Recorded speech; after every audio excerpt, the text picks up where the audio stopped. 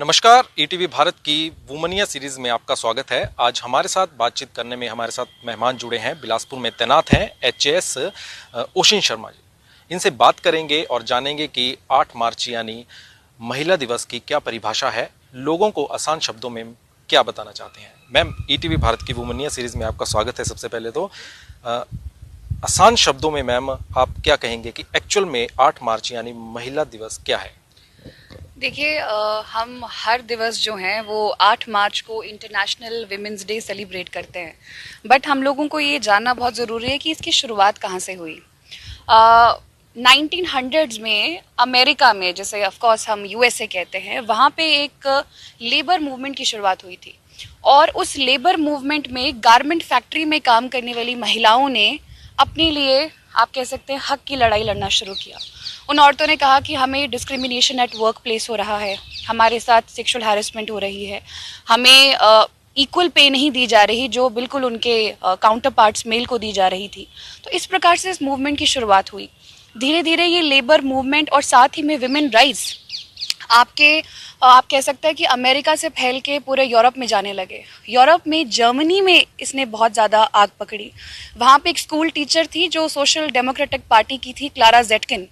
उस school teacher ने basically, आप कह सकते हैं कि विमेन के राइट्स के लिए आवाज़ उठाई। And she spoke against the discrimination at the work place, the gender biases, the stereotypes against women. और उन्हीं की वजह से 1911 से हम लोग इंटरनेशनल विमेंस डे जो है वो सेलिब्रेट कर रहे हैं। और इस बार भी यूनाइटेड नेशन की जो 2022 के लिए थीम है, उस थीम का नाम है कि gender equality today for sustainable tomorrow. Ma'am, कल एक ओशिन शर्मा और आज एचएस ओशिन शर्मा, कैसा रहा सफर? देखिए, सफ़र तो कभी आसान नहीं होता, बट मेरा ऐसा मानना है कि सफ़र जितना मुश्किल रहेगा तो अपनी सक्सेस स्टोरी सुनाने में उतना ही मज़ा आता है।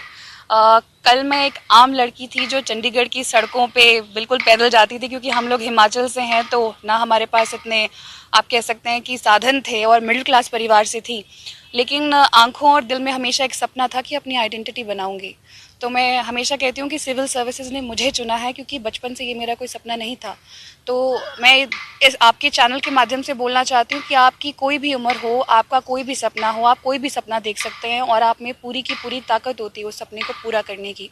तो चाहे वो एचएस है, चाहे वो कोई भी फील्ड हो, सपना आपका होगा, मेहनत भी आपकी होगी और सक्सेस भी आपकी होगी। आपका हमने बताया कि ऐसे कोई मतलब कोई इच्छा नहीं थी कि एचएस बनना है, तो क्या एक ऐसा आ गया कि मतलब आपको यही चुनना पड़ा? किसी घर से मतलब एक मोटिवेशन थी, या फिर आपको कोई ऐसा रास्ता आया कि आपको ये डायरेक्शन लेनी पड़ी? मैं जर्नलिस्ट बनना चाहती थी। लेकिन घर वालों ने ऐसा कहा कि आप हमेशा से पढ़ाई में अच्छी रही हैं और अपने टैलेंट को और यूटिलाइज करो। और मैं हमेशा से ही लोगों के साथ डीलिंग में अच्छी थी। तो मेरे पिताजी और माँ ने हमेशा मेरे लिए ये चाहा है कि मैं पब्लिक सर्विसेज में चाहूँ। तो आप ये कह सकते हैं कि कहीं ना कहीं उनका सपना था, लेकिन मेरे अंदर जो क्वालिटीज़ थी वो उससे मैच होती थी। तो इसीलिए मैंने उसी डायरेक्शन में काम करना शुरू कर दिया और आज मैं यहाँ हूँ। मैम, आप बेसिकली ट्राइबल एरिया से बिलोंग करते हैं। वहाँ पर एक चुनौतियाँ, परेशानियाँ, दिक्कतें महिलाओं को सबसे ज़्यादा है, क्योंकि वहाँ पर एक धारणा रहती है कि महिलाएं बाहर नहीं निकलेंगी, ऐसा ट्राइबल एरिया में। आप वहाँ से निकल कर आज यहाँ पहुँचे हैं, क्या कहेंगे?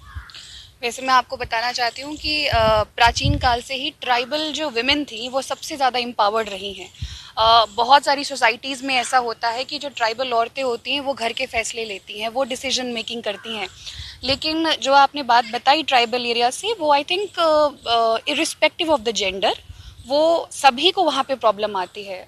मेरा ऐसा रहा कि मेरे दादा दादी बहुत पहले माइग्रेट कर गए थे, भरमौर से बिलोंग करते हैं हम लोग, वो कांगड़ा आ गए थे। लेकिन जब भी मुझे चंबा जाने का मौका मिलता है तो मैं वहाँ से एक बहुत ही, आप कह सकते हैं, कनेक्शन महसूस करती हूँ। और मैं ये डेफिनेटली चाहती हूँ कि जो मेरी पोस्टिंग हो पहली वो चंबा में हो, मैं चंबा को सर्व करना चाहती हूँ। मैं महिला सशक्तिकरण की बात करें तो महिला आज के समय में अपने आप को कैसे सुरक्षित और सशक्त अपने आप को कर सकती है, क्या कहेंगे आप? देखिए, महिला खुद को सशक्त कर सकती है, लेकिन सुरक्षित के लिए हमें पुरुषों का साथ चाहिए। मैंने इसी डायरेक्शन में बेटी बचाओ बेटी पढ़ाओ और साथ ही में बेटा समझाओ स्लोगन लाडली ऑर्गेनाइजेशन के द्वारा निकाला है। क्योंकि जिस प्रकार से राजा राम मोहन रॉय, स्वामी विवेकानंद, ईश्वर चंद्र विद्यासागर, ये इतनी बड़ी बड़ी पर्सनालिटीज़ थे और पुरुष थे, ये महिलाओं के हक के लिए सामने आए। तो मैं यही चाहती हूँ कि अगर महिलाएं सशक्त तो हो जाएंगी, आज इतनी सारी पॉलिसीज़ हैं, इतनी सारी स्कीम्स हैं, इक्वालिटी ऑफ अपॉर्चुनिटीज़ है और काफ़ी अच्छे डायरेक्शन में हम लोग जा रहे हैं, लेकिन हमें ये भूलना नहीं होगा कि महिलाओं को पुरुषों के साथ ही तो काम करना है ना। तो जो हम युग निर्माण की बात करते हैं, चरित्र निर्माण की बात करते हैं, उसमें महिलाओं के सशक्तिकरण के साथ साथ पुरुषों का भी सचेत होना बहुत ज़्यादा ज़रूरी है, तभी एक अच्छे युग का आप कह सकते हैं कि निर्माण हो सकता है। मैम, एक अधिकारी होने के नाते पे आप एडमिनिस्ट्रेशन का काम भी देख रहे हैं, दूसरी तरफ से मैम आप जो यूथ है उनको निशुल्क ट्रेनिंग भी दे रहे हैं मैम। क्या एक ऐसा क्या जागा कि उनको एक इस तरीके से? मैं चंडीगढ़ थी तो मैं वहाँ पे कोचिंग देती थी और मैंने अपनी प्रेपरेशन भी वैसे ही करी, मतलब along with the my preparation मैं बच्चों को पढ़ा रही थी।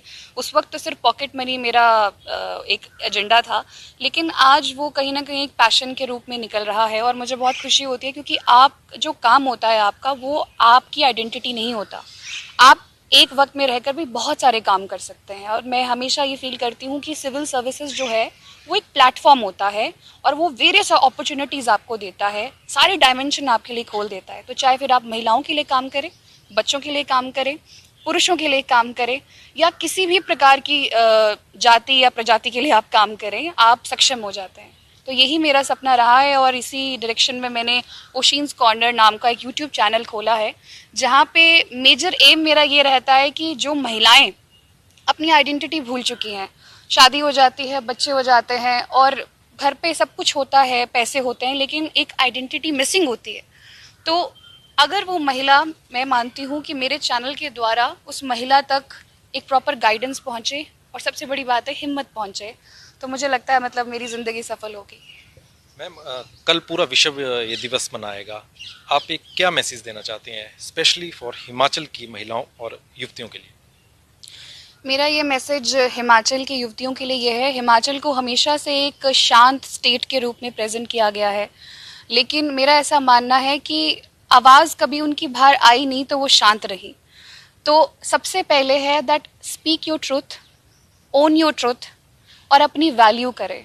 हम लड़कियां अपनी वैल्यू भूल जाती हैं, हमें कोई कुछ भी कह देता है, हम लोगों की बात सुनते हैं। तो इस पर एक लाइन मुझे ये याद आई है कि कुछ रीत जगत की ऐसी है, हर एक सुबह की शाम हुई, तू कौन है तेरा नाम है क्या, सीता भी यहाँ बदनाम हुई, फिर क्यों लोगों की बातों से भीग गए तेरे नैना, कुछ तो लोग कहेंगे, लोगों का काम है कहना। सो आई वॉन्ट कि हर एक औरत, हर एक लड़की अपने अंदर की छुपी हुई दुर्गा को पहचाने, अपनी एस्टीम को पहचाने, अपने सपनों के लिए काम करे। और फाइनेंशियल इंडिपेंडेंस सबसे ज़्यादा इम्पॉर्टेंट चीज़ है। नारी स्वरक्षित रहेगी तभी सुरक्षित रहेगी। और इस महिला दिवस पे मैं सिर्फ महिलाओं को या लड़कियों को ही बधाई नहीं देना चाहती, मैं ट्रांसजेंडर्स को भी बधाई देना चाहती हूँ। जो ट्रांसजेंडर्स, एक ट्रांस वुमन की कैटेगरी आती है, जो खुद को आइडेंटिफाई करती हैं कि हम औरत हैं, क्योंकि औरत का जेंडर से कोई लेना देना नहीं है। औरत का मतलब है एक नर्चरिंग फिगर, एक इमोशन वाली फिगर, एक strong powerful creature. So that essence of being woman के लिए जितनी भी ट्रांस वुमन है हिमाचल में या क्रॉस इंडिया, जो जो इसको देखेगा, उनको भी मेरी तरफ से ढेरों ढेरों शुभकामनाएं और बधाई। मैम, दर्शकों को आप ये बताएं कि पूरे प्रदेश में आपने एक कैंपेन शुरू किया है, हस्ताक्षर अभियान, उसके बारे में थोड़ा सा अभी। जी, तो ये कैंपेन जो है वो लाडली ऑर्गेनाइजेशन के बैनर के अंडर ही आया है, बेटी बचाओ बेटी पढ़ाओ। लेकिन पढ़ लिख के वो बेटियां आएंगी तो इसी समाज में, तो समाज के चरित्र को ठीक करना होगा। तो जब मैं कहती हूँ कि बेटा समझाओ, इसका मतलब ये है कि हम पेरेंट्स को, जितने भी हैं, उन्हें बचपन से ही बेटों को शिक्षा देनी होगी कि शेयर द लोड।